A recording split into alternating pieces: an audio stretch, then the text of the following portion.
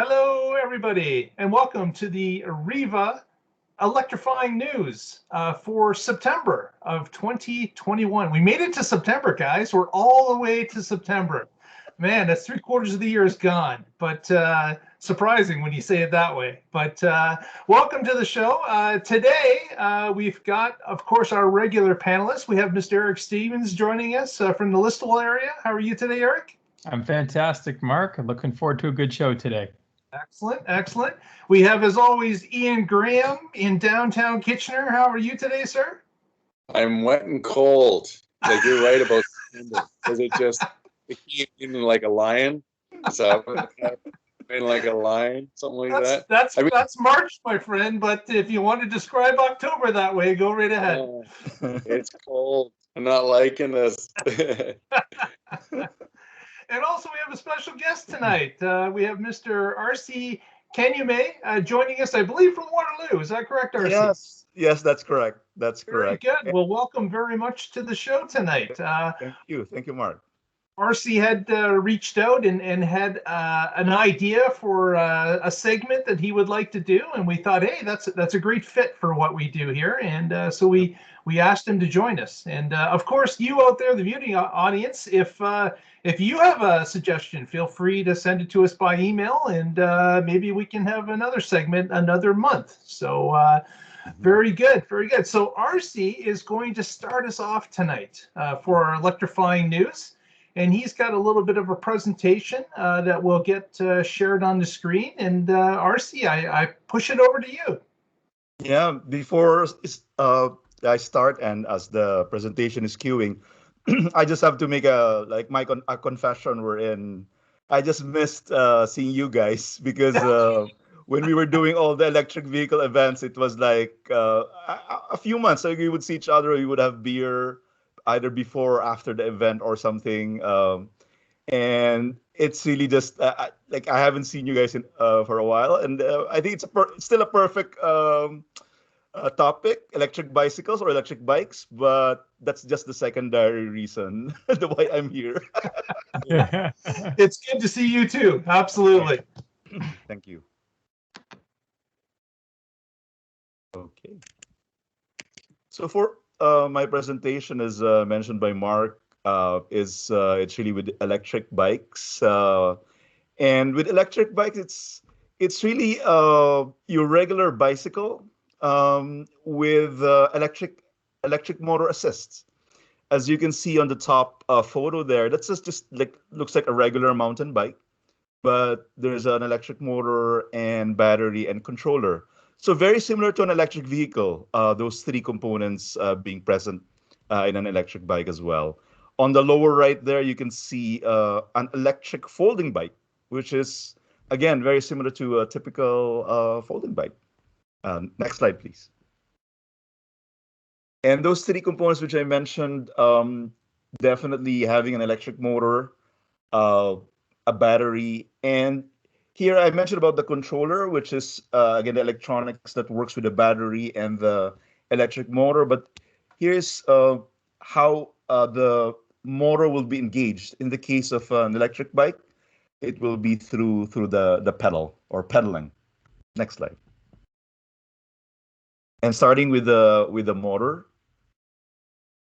Next slide, Ian. Thanks. So here's an example of an electric motor, or what they call a mid-drive electric motor, which is installed in the middle of the bike where the pedal crank is, and this is typically this is where it's installed. There's also other areas, and on the next slide, it will show the rear motor, which is installed. They call this a hub motor, a rear version for this one. There are also front versions of the hub motor, but the rear one is more common. Next slide, please. And for batteries, if you can go to the next slide. If you look at this bike, this is a road bike, but it's actually an electric road bike. There's a motor, mid-drive motor there where the pedal is, and right where the Trek, this is a Trek logo. That's where the battery is. It's an integrated battery that's in the bike. And going to the next slide is an example of an external battery. So this is one advantage of having external batteries. It's easy to take it off, and put it back. And with external batteries, you can have maybe a number of batteries, so you can travel farther. And one advantage, especially if the weather's colder, because battery, as we know, battery performance would wane, or there's some effect during cold weather, is you can take it out, as shown in the next slide, and charge it at home, as shown here. Okay, next slide, please. And then to engage the motor, there are two ways. Shown here in the next slide is a throttle. So similar to an electric, or a motorcycle, there's a throttle control. And with an electric bike, you would have to move the bike, pedal the bike a bit, and then you can then use the throttle. So it's a safety feature wherein when you're stopped and you try to turn on the throttle, it won't work. But if you're moving, then you turn on the throttle, then it will work and give you electric assist as you move your bike. And the other one is pedal assist. So it's when you're pedaling, there's the controller, there are electronics that will see how hard you're working and assist you accordingly. Next slide, please. And here it is just a simple diagram that shows as you pedal, there's a sensor, and typically it will sense how fast you're pedaling and how hard you're pedaling, and then assist you accordingly. Typical settings are there's an eco mode. If you set it in eco mode, it will assist you 40 to 60%. So 40 to 60% extra than the energy that you're pedaling. A tour mode is 100 to 140% assistance. Sport mode would bring it up to 170 to 240%, and turbo is 250 to 400%. So 4 times max. And as we know, that will also eat up the energy from your battery quickly. Okay, next slide. And then just jumping to electric cargo bikes. And with this, it's an electric bike, but it's longer, and there's more space to carry cargo, and for families to carry their kids. Next slide, please. Here's an one classification is a long tail electric bike. As you can see, there's perfect name because it's a longer bike on the tail or on the end side. And with the longer tail, you can carry, from the photo on the left there, you can carry bigger bags and carry more items. And for families, again, you can carry kids. And this is a cool example of having 2 kids. And they're also bringing their kids' bike with them. Next slide, please. And then there's a mid-tail electric bike, it's just a regular bike, maybe extended a bit, that can carry the bigger bags. And there's a tray in that example there as well. Okay, next slide. And then this one is the front-loading cargo e-bike, which is, I think it's very popular in the Netherlands. They call it backfiets or box bike, wherein you can store cargo in front. In this case, there's a family with some kids riding on the box, and the advantage here is the adult can see the kids, and it's also very interactive. You can talk, you can sing or whatever. You can see it as compared to having having the kids at the back. The middle one is an interesting example of not actually a bicycle. It's a tricycle. So it's a front-loading cargo tricycle. The that sells ice cream, and the Unicorn Scoops is actually available in Guelph. So they go around Guelph, and it also has the sound, the music similar to the ice cream trucks that we have here in Waterloo, but it's using a bike. And the third photo is a more industrial version of a front-loading tricycle. And there's some more examples of actual applications on the next slide. The third one, RC, reminds me of a Zamboni for a hockey rink. Yeah, yeah, I can see that, eh? That's right, Ian. And then the middle one with the ice cream one, that's pretty cool. You're talking my language there. Yep. Out of curiosity, like they got the little roof there on the top. I'm wondering, like, have they ever thought about putting like some flexible solar panels on that to charge the battery on it? So Yep. That's, I think, a great idea. This Okay. some space there, and then they can install solar panel. Definitely. Yeah. I was going to comment when I see the Unicorn Scoops. Now I'm thinking the Squatty Potty commercials. Okay. And on the next slide here just shows some examples. The first one is in London, England, and you can check out their website, Pedal Me. They have an app as well, wherein you can say, hey, I have some items that if you can pedal it from one part of London to another part, it will give you the cost and so on. And in this example, there's a certain cargo that's being sent to another part of London, and you can also actually ride it and say I'm going from one point to another. So it's like an Uber for electric cargo bikes. And the one at the bottom is Amazon, specifically Whole Foods in New York City, wherein they have, as you can see there, a smaller like electric bike with a bike trailer with a number of the boxes there, I think for each customer. They would then run around the city, and with New York again, traffic and tight spaces, so it's perfect to weave around. There's actually a capture from a video, and then they can deliver it quickly around the city.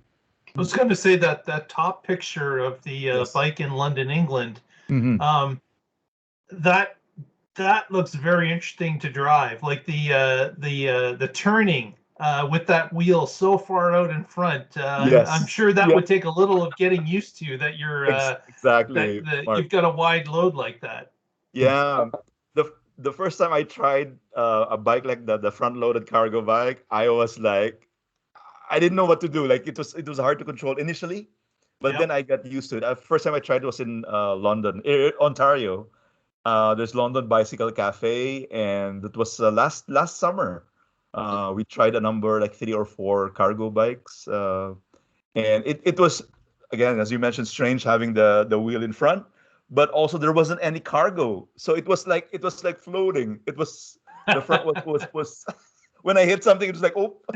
So I think there has to be a weight, some weight in front to make it more stable, or have a box, like a wooden box with some weight will make it more stable or feel more natural. Yeah. But then just after, I don't know, 10 minutes or so, I got the hang of it, and we were biking around parts of like London. And like you said, since these bikes are all electrically assisted, you're not too concerned with the struggle of driving a bike that may be 2 or 3 times heavier than your normal bike because of its size or length. Exactly. That's right. I feel like he's gonna have a bit of a problem to see over that whatever black canopy. Like, you know what I mean? Like, if he sits, how is he seeing past that? Yep. That's the key thing, eh? That there's that level where you can at least see it. Yeah. As a question. Yeah, the Whole Foods bike down there, it looks like it has a trailer. Is that trailer also electrically assisted, I wonder? Or? That's the Carla cargo trailer, and if I'm not mistaken, Eric, there are 2 basic versions. One is unassisted, one is assisted. Okay. One thing I know is it has its own brake system that is connected to the electric bike. So there's a way to integrate it. So when you brake, because of the heavy load on the trailer, then there's also that in a way brake assist. Okay. To help you out and make you like stay. You don't want that to be hitting you or having that force when you really want to slow down, especially in New York, eh? Yeah. That makes sense. Yep.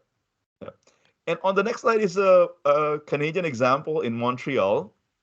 Canada Post has been testing this. It's a pilot test since about started a few months ago in July, and there's an area in Montreal where you can see at the lower right photo there are separated bike lanes, and it's only that specific area that they're servicing right now.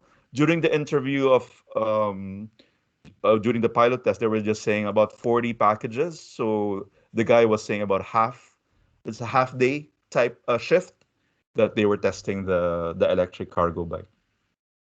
So that's just a brief introduction of e-bikes, but also some examples of electric cargo bikes. Do you have any other comments or questions before we go to the video? Yeah, I had one concerning the throttle as well as the assist on the actual pedaling mechanism. Do these electric bikes, do they have both of them all the time, or is there just one or the other? Or that's a great question, Mark. The mid-drive systems, most of them will not have the throttle. So, like if you go to the Bosch, one of the more excuse me, more popular mid-drive system is a Bosch electric motor, and they will not have throttle. So it will only be they call it a pedelec, so pedal electric cycle, and you will have to pedal for it to assist you. And again, it starts at about 40 to 60%, all the way up to 400% for certain motors. So it's just so easy pedaling, even through hills and so on. The systems that have the rear motor, the hub motor, they're the ones that have the throttle. Also, the front motors, they typically will have a throttle. And it's easier for like entry level for people going back biking. Wherein there's a certain assistance, but then if you really need if you're so tired, then you can turn on the throttle and the bike will just take off and assist you fully. Again, depending on your setting. Okay. So it's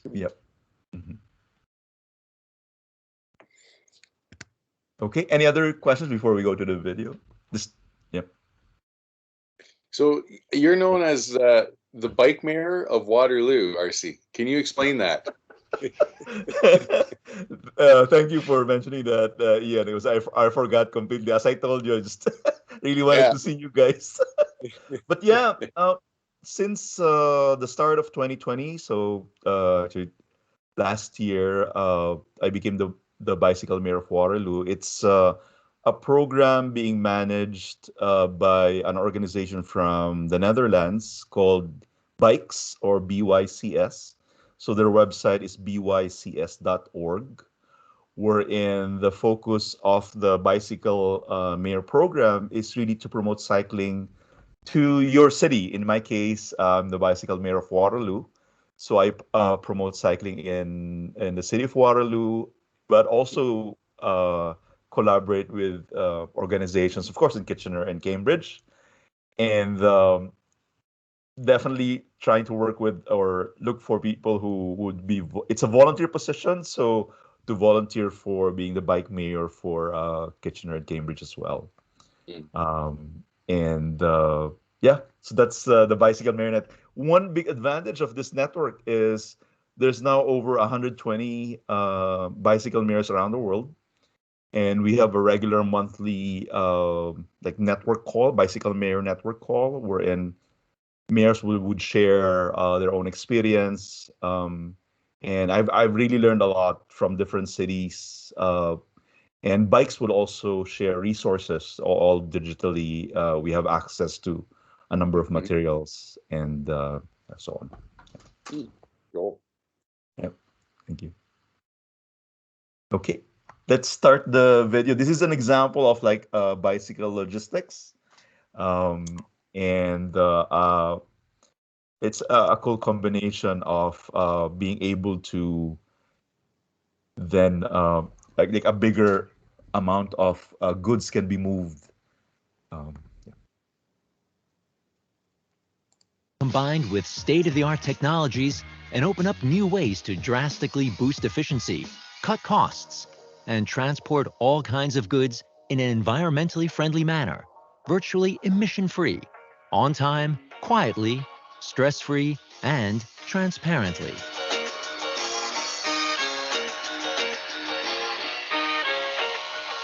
The driver registers for the transport via app on a mobile device and sets off on the route. The mover is loaded up with the Rital box. Up to 9 of these can be stored in the flexible Rital Hub, a mobile container solution.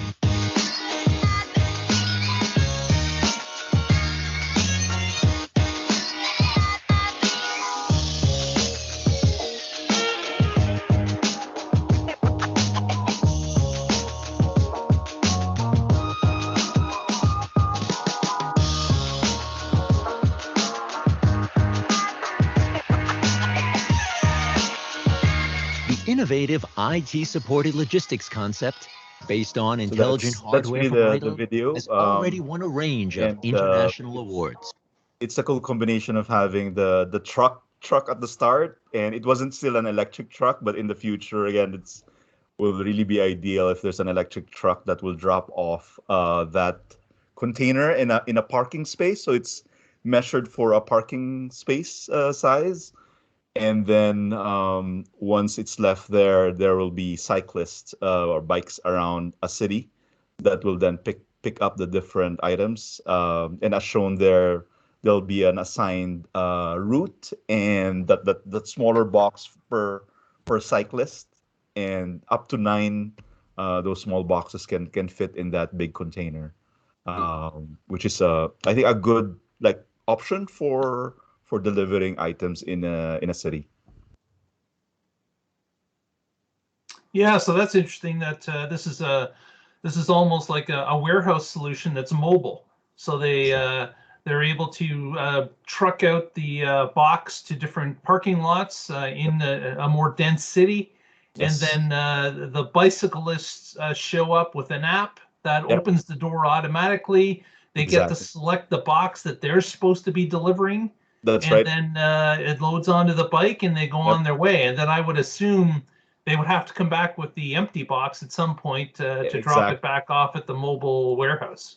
That's right, Mark. And I can just imagine it as an application here in our region. For example, starting with Waterloo, maybe one day the container will be dropped in Waterloo and deliver all the Waterloo like customers, and then goes to Kitchener and Cambridge. And also they have, or part of that video, I think, was because they have an app. So the route is also shown there, that you deliver first to this location and so on. So there's an efficient way for the person delivering by bike or by e-bike to go through all the deliveries in one day. Yeah, so it's kind of combining like Uber technology into it. Exactly. Where you've got a route, you've got it laid out properly for you so that you're not expending extra energy by passing one place and having to come back to it later. Come back. Exactly. That's right. That's right. So this is solution that I saw and caught my attention, and it's a good example for cycling or bicycle logistics for a city. Yeah. Now, obviously, this is filmed somewhere in Europe. Yes, based on what I'm seeing with the roads and the buildings. Yep. But do you know of a program that may be running in North America? Not exactly like this, but more of like your cargo bike, like Ian mentioned about the front loading one that looks like a Zamboni. So something like that has been running. There's one in Toronto. Then the name that I forgot the name now, but I can send you the link to that, and you can share it with WREVA members. But there's a number of these companies also in the US. Okay. I want to see a police drama that has a chase bikes where somebody comes along and takes one of those boxes, and then they have chasing or the other bikes following it.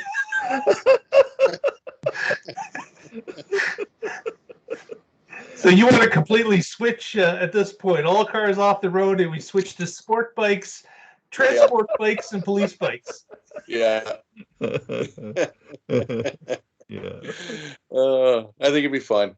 Oh, for sure. Very good. So RC, I guess, being the bicycle mayor of Waterloo, what have you seen in local bicycling over the past year? Is this something that's taking off? Is it growing? Yeah. Do you have any metrics that or can point to as to what Yes.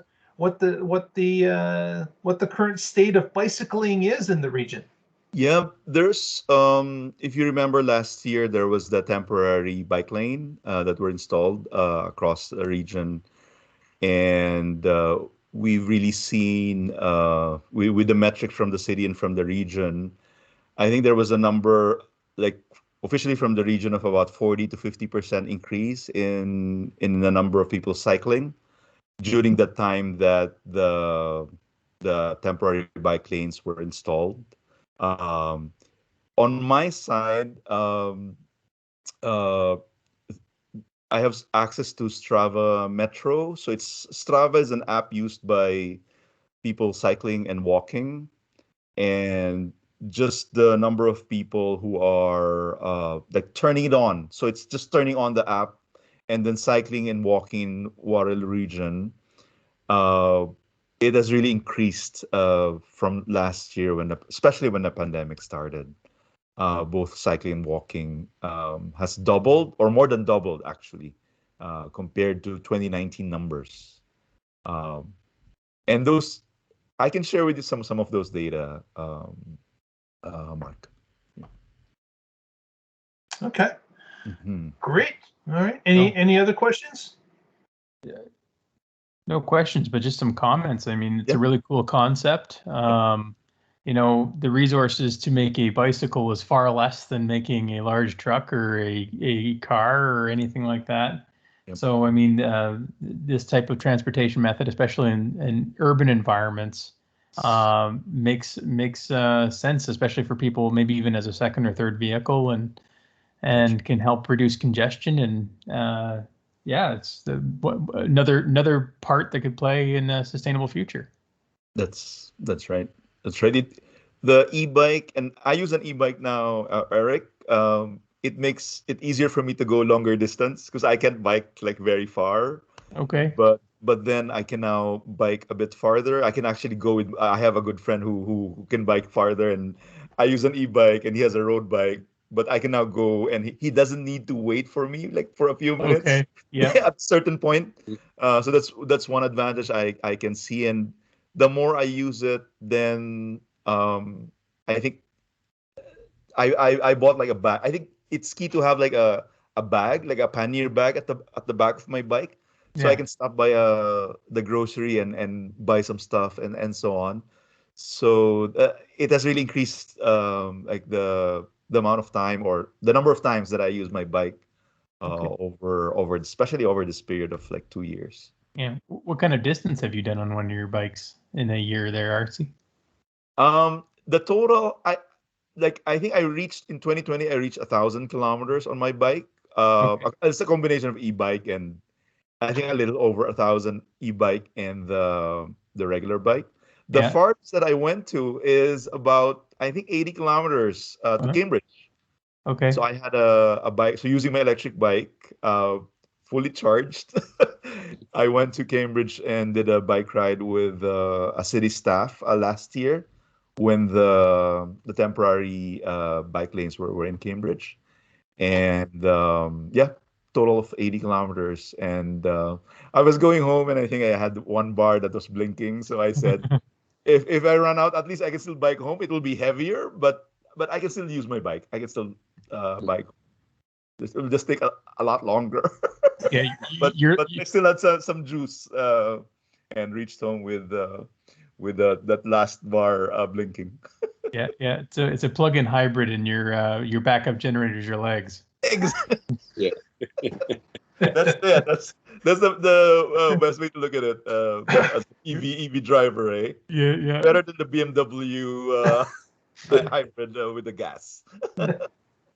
I seriously want to see the pedal assist Zamboni. I think that would be awesome.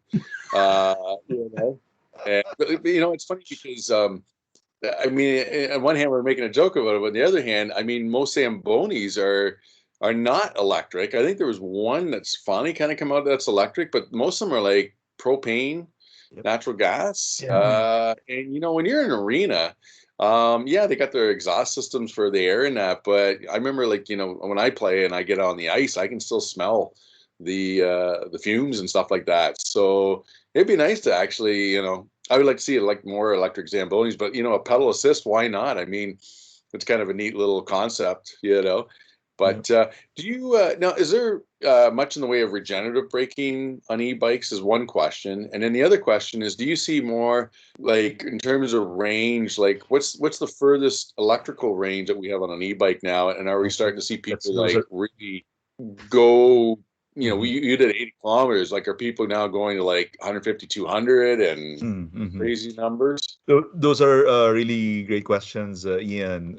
Starting with regenerative braking, the electric motor manufacturers have seen that there wasn't enough benefit to enable regenerative braking into their systems. There was actually it was a Canadian company, Bionx, that had regenerative braking. This was a number of years ago, but a number like Bosch doesn't have it, so they haven't seen really benefit to having the regenerative braking. On your next question, in terms of range, typically 60 to 80 kilometers is I've seen a lot of bikes like that. The newer ones coming out this year, and especially I think next year will go to closer to 200. There are it's typical to have a 400 watt hour battery, 400 or 500. But there are manufacturers that have one is they've shrunk the battery itself and made it like a tube to perfectly fit the bike frame. But then some bike manufacturers were able to put two tubes. So now if you have 500, you have two 500, so it's 1,000 watt hour battery that will go 200 or above 200 kilometers. Wow. So that's there are models actually available this year, but next year there'll be more models that can reach 200 and even more than 200 kilometers. So the two 500 watt hour batteries was basically we'll be able to beat the GO train that's going from London to Toronto that takes 4 hours to get there. We'll beat them just biking with that. Exactly. With that. Yeah.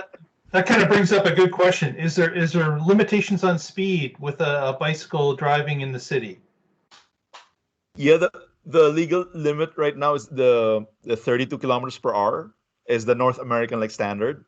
So my bike is limited to 30 kilometers per hour.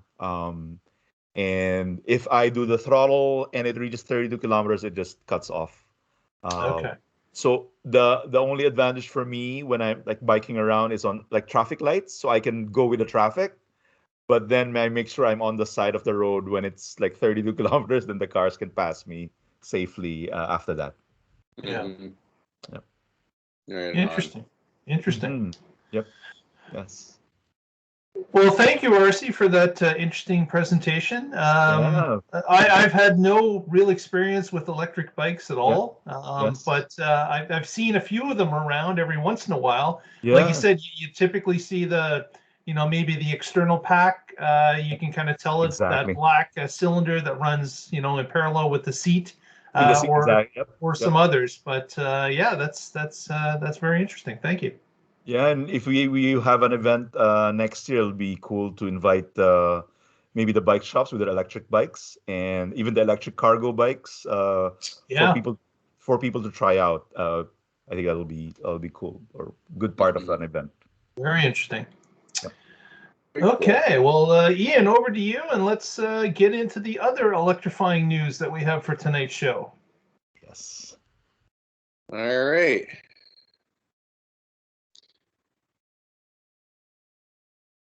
All right, so you guys are seeing that? Yep. Okay, so the first electrifying news that we got is just down the street from us in Guelph. And Eric, I'll leave this over to you. Yeah, so these are up and running. 20 new electric charging stations. These are level 2 charging stations in Guelph. The federal government set aside some funding a while back for installation for EV charging, and the city of Guelph took them up on that to the tune of $100,000. And they've, through different areas, parks, community centers, parts of the downtown core in Guelph, they've installed a series of these level 2 charging stations that have gone in, and they're done by through Flow, and pricing is at $1.50 an hour to use them. Always great to have more charging in and around the city. Love that plug share app to be able to find that stuff when you're in a city you're not familiar with. So fantastic to see. And once again, Guelph is really showing its green side. And you know, Guelph actually is really getting on with the biking aspect of as well. But it's really nice to see that they're getting this many charging stations, you know, for their residents. And I think also it's you know, for those who are traveling. And like Riverside Park's a nice park. I've hung out there a couple of times, and you know, downtown Guelph's got some nice restaurants down there, and you know, cool little area. And it's great to see that we're getting more of those. I think they're like, you know, it brings the tourists with the EVs in that much more as well, because they can look and they're like, well, geez, where are we going to charge? You know, where don't you charge? Guelph is really stepping up their game with this. So good to see with them. Yeah, it was nice to see about 2 years ago, before pandemic, that when Guelph built that large parkade in downtown, they incorporated EV chargers into the base of that parkade immediately, and that was their day one. So congratulations, Guelph. You're definitely on the right track. Yeah. Absolutely. All right. This is this company's first battery electric train. That's right. Wabtec is a company based in Pittsburgh, Pennsylvania. And they have developed what they're saying is the world's first electric train with batteries. Now, some of you may know that trains typically are electrically driven anyways. It's just that a diesel generator is what is spooling up the train and pushing that power out to an electric motor. And that's how all typical trains in North America at least run. They run diesel generators that fire to create electricity and feed it to electric motors in the train, because that torque is vital in the world of a freight train or a passenger train to pull all that weight. And having that ability certainly allows trains to pull much more weight than what trucks can, because they've built it in that particular manner. So trains are a huge workhorse of the North American transportation network.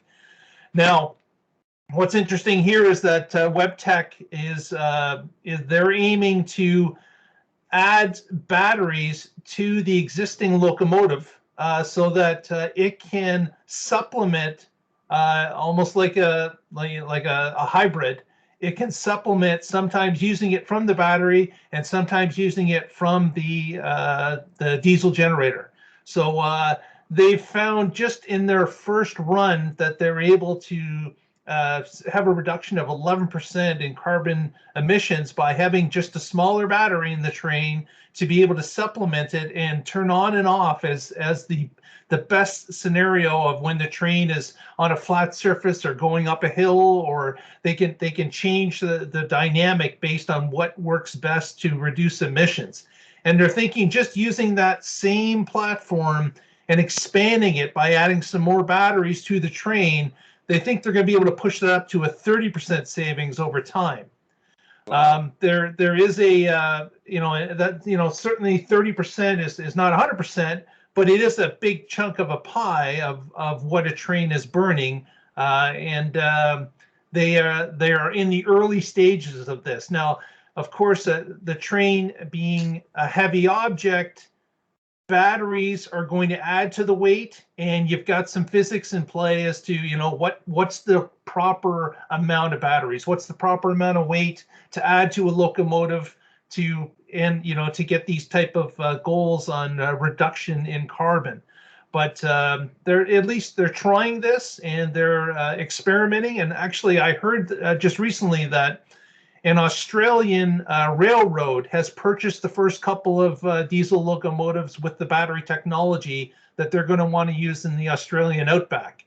So there are companies that are definitely interested in this technology to reduce carbon. This is just at the beginning of the stage, but as we've touched on in previous videos with Ian's pontoon boat, with, of course, electric cars, and, of course, today with RC's bicycles, we can see that electrification is coming to all areas of transport. And this is just another example of another industry that's starting to look at what they can do to reduce carbon emissions by adding batteries to their powertrains. I find, and I asked Darcy about this with regenerative braking, and I can see, again, here's another question with the regenerative braking. We have in past podcasts talked about a huge dump truck that when it goes up the hill and grabs everything it kind of needs, but when it comes back down, like it's already with regenerative braking, like recharged its full battery. And I can see with these trains where that is definitely probably, part of the technology that's helping it. And the other quick thing is 11% may not seem like a lot, but when you look at the amount of trains that we have and keep adding up 11% over each train, and then as you mentioned now, they could now go to 30%, that's a huge amount of emission reduction as well. And I can imagine that the savings for these train lines is just, keeps adding up. It's huge. Yeah, you do have to start somewhere, and 11% and hopefully getting to 30% will allow them to prove the concept and move forward with other ideas that could even boost that further. But this is a starting block, and I commend the trying. It makes complete sense to see where this can go. Yeah, yep. And trains for a long time have had sort of a regenerative braking system, the dynamic and what they call kinetic brakes and stuff like that as well too. Mm-hmm. So they already have that sort of technology built into them. But the battery, in a sense, what it's doing here is it's smoothing out the demand curve for the diesel motor. So it allows the diesel motor to run more efficiently and at a more steady pace. Mm-hmm. So that it helps improve the brake-specific fuel consumption of the diesel motor. Mm-hmm. But what also this enables to do is that possibly now you could, in the future, possibly remove the diesel motor and replace it with something else. Maybe it's a fuel cell technology, maybe it's something else. But now it opens up the possibilities even more for future electrification in some way, shape, or form. Last podcast we did, Eric, you showed us the trailer that they had put in, I can't remember, it was a 40 kilowatt battery pack, I think. And something it was an 80. Yeah, big one. Yeah. So do you see down the road where the cargo cars could actually have a battery pack, and then everything kind of connects to itself and then helps to assist the train with electric motors in the cargo container car, and everything kind of works simpatico? Yeah, that's a possibility. And some of those cargo cars have large roofs on them, so you could put solar panels on the top of them, and possibly in something like that as well too. Yeah.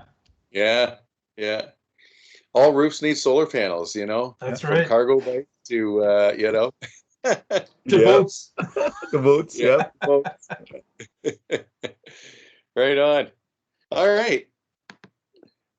Moving along here. So this is from Australia, and Siva Racing is the team where basically they raced against petrol cars, and the guy who does all this stuff was a former oil and gas worker, had a keen interest in electric vehicles.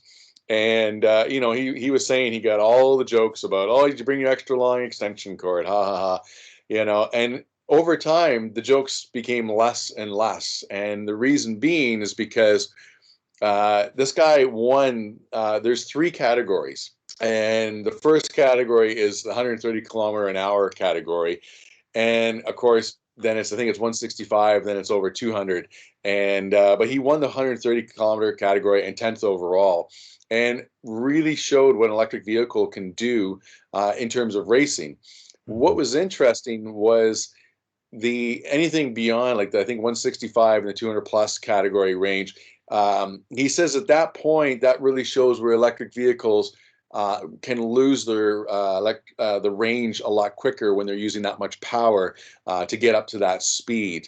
And I think over time that's going to change with the battery technology and everything else. But anyways, the one thing I got a kick out of too is they charged it multiple ways, and they said they never let it sit idle. Like, if it was not doing something, it was always charging. So they had a truck mounted EV battery, they had a modified EV that could share energy from its own batteries, and the best one I love is that they had a diesel generator powered by waste vegetable oil. And of course I know all about that with my waste vegetable oil van that I did for 8 years. So they all stood around with French fries, I'm sure, and there you go. But anyways, it's just another sort of proof that these guys, they can compete with the petrol cars. And he's also got some interesting videos where he takes out coal workers in his Model 3 and just floors it. And of course you see the guy beside him and the guys in the back, and everyone's like, whoa, the acceleration of course is just crazy fun. And he's basically kind of showing the potential of electric vehicles, and kind of getting rid of all the myths, especially with the industry that he was in with oil and gas, and of course with the coal industry, which is relatively large in Australia. So yeah, it was a lot of fun.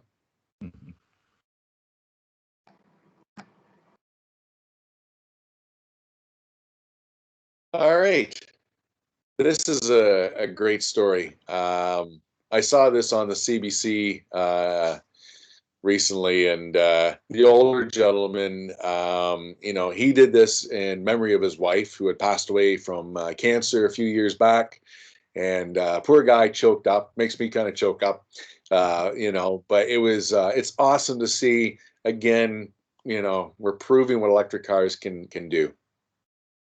Yeah, so Harvey Soicher, I've been following him for a long time.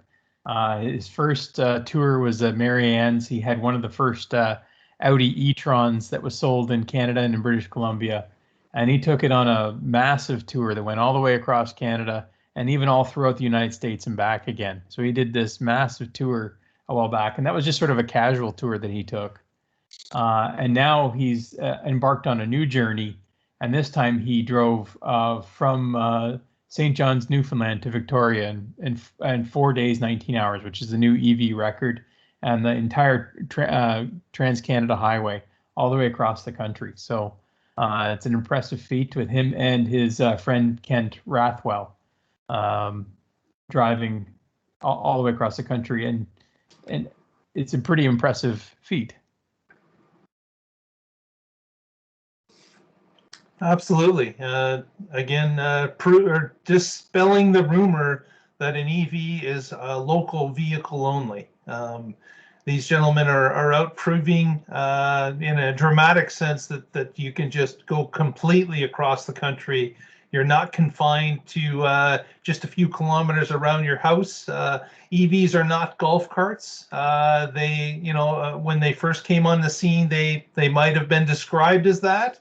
but we've grown in leaps and bounds with distances travel and the ability to fast charge while you're on the road and allow those distances to increase, just limited on the number of chargers that are out in front of you. Mm-hmm. And, you know, and the other thing too, in regards to being right across Canada, I think it would have been 2016. There was actually two other trips that were done across Canada, not necessarily for a speed record by any means, but one was Tesla X Canada, which was a Tesla Model X that a couple drove, and they pulled a trailer. I remember going to Guelph to visit them and check out what they had set up. And then the other one was Bolt across Canada, and that would have been actually more like 2017, I think it was. A guy named Buddy had, you know, him and his wife and his dog, basically same thing, went out from BC out to, I think it was Nova Scotia, and the whole trip I think cost them like, you know, $150 or so in charging. And of course, back then we didn't have Petro-Canada with their Trans-Canada chargers. Tesla had not done all their, you know, charging as well. But they did it as well, just to kind of prove a point that, you know, hey, we can go across Canada still, even with level 2 charging and the occasional level 3 charging that they could find. And then the final one, of course, was Trevor and Ian from Model 3 Owners Club, Tesla Owners Club. And they went not quite to Newfoundland, but they did go from BC out to St. John's. And I think they did it in like 72 or 73 hours. And same thing, you know, just only stopped to charge and you know, and they also did it, if I remember, they did it in February. So it was another sort of point about the whole cold weather aspect with electric vehicles. And, you know, I love seeing this stuff, you know, guys that are doing this. You know, it is really proven the point that electric vehicles most definitely can do long range trips, no problem, and can do it very conveniently now as well. Absolutely. All right. So speaking of boats. Yes, indeed. So continuing along the multiple transportation links, this story came in from Electric Autonomy Canada, and there are two boats that have been ordered, and they're on their way to the Kingston, Ontario area. And these two ferries that have been built for Kingston ferrying are coming from the shipyards in Romania. And they have built these two vehicles, one's 68 meters long and the other one is 98 meters long, which will hold a capacity of 40 and 75 vehicles respectively. They're expected to start operation in the Kingston area. It's going to be sometime next year, 2022. And they were ordered, of course, by the Ontario Ministry of Transportation. They are designed to withstand Canadian winters and can cross on up to 60 centimeters of ice and will remain operational at minus 25 degrees Celsius. These vehicles are going to be battery driven, but they're also going to have a diesel backup generator that will be on board.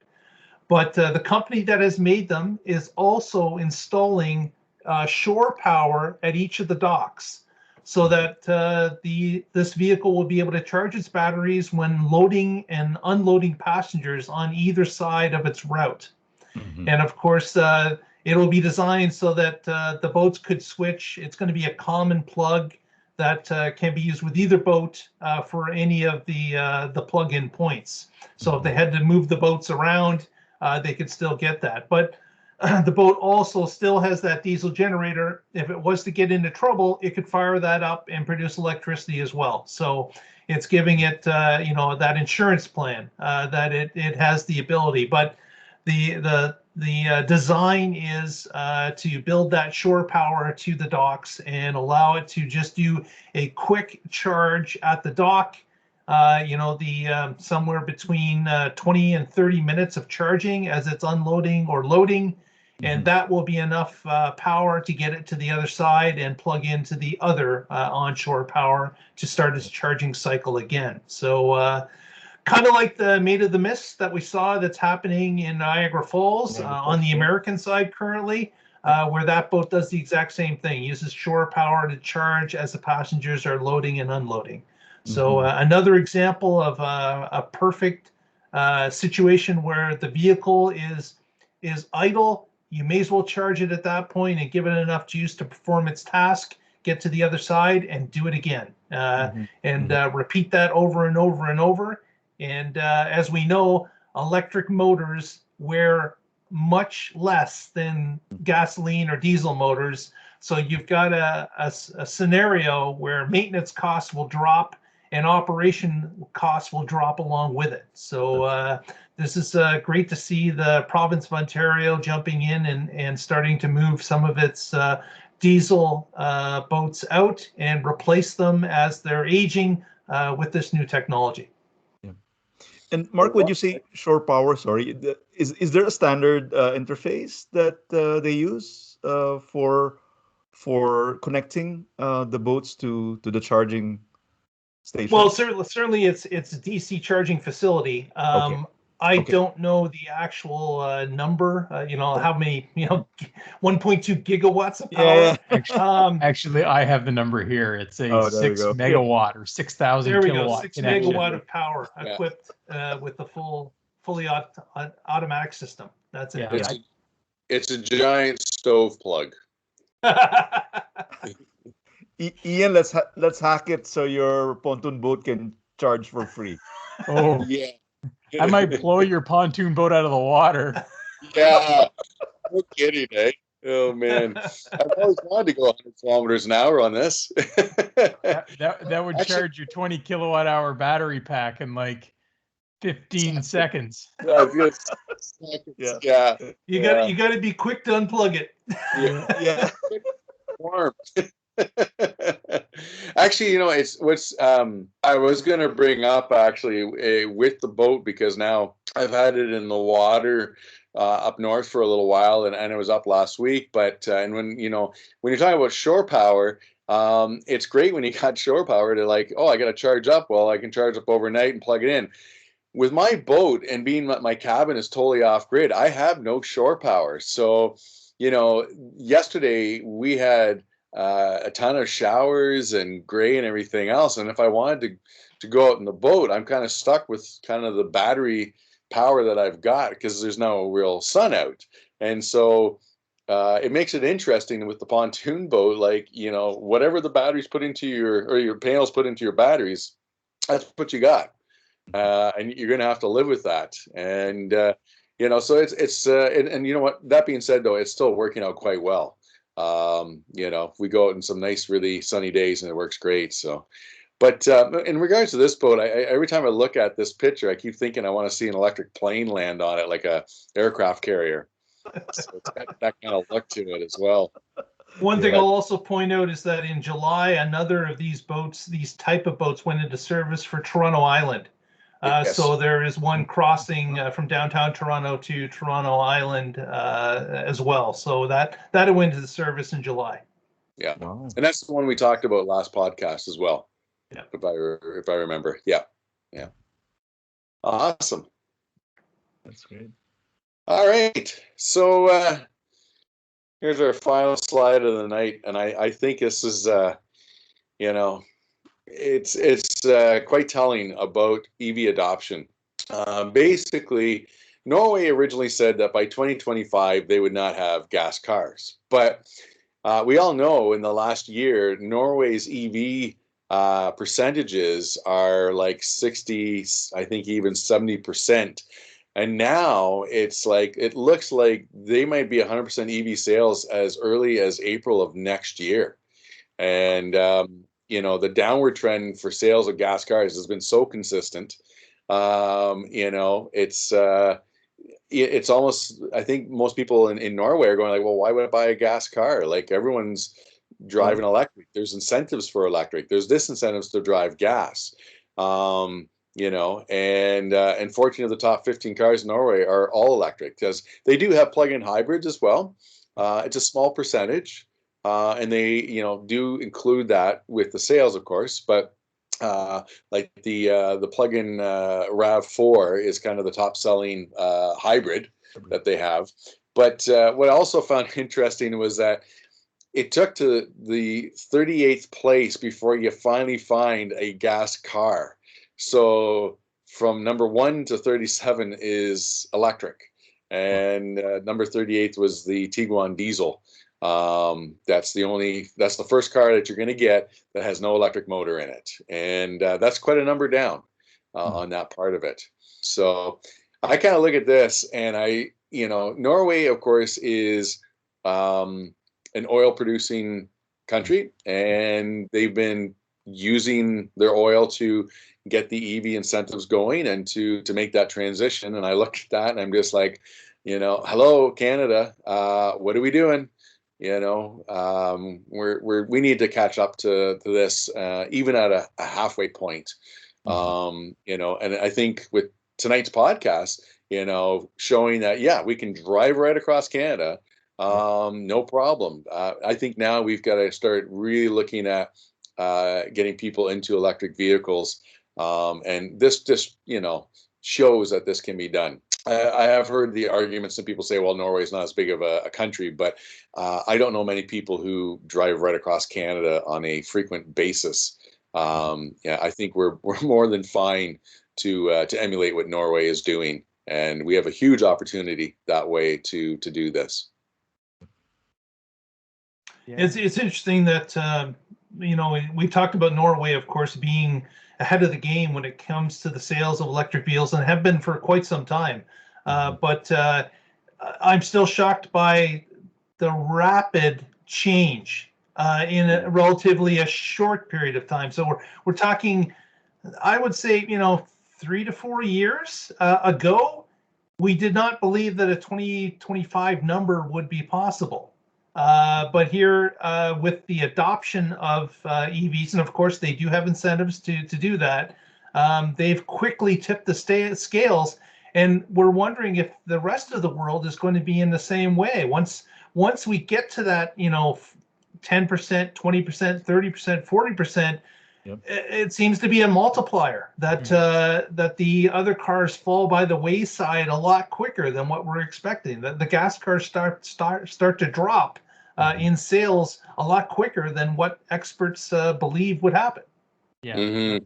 And I think what we're seeing in Norway is Norway has basically hit cost parity now with a number of EV vehicles because of their incentives and things like that. So there really is no reason not to drive an EV anymore in Norway.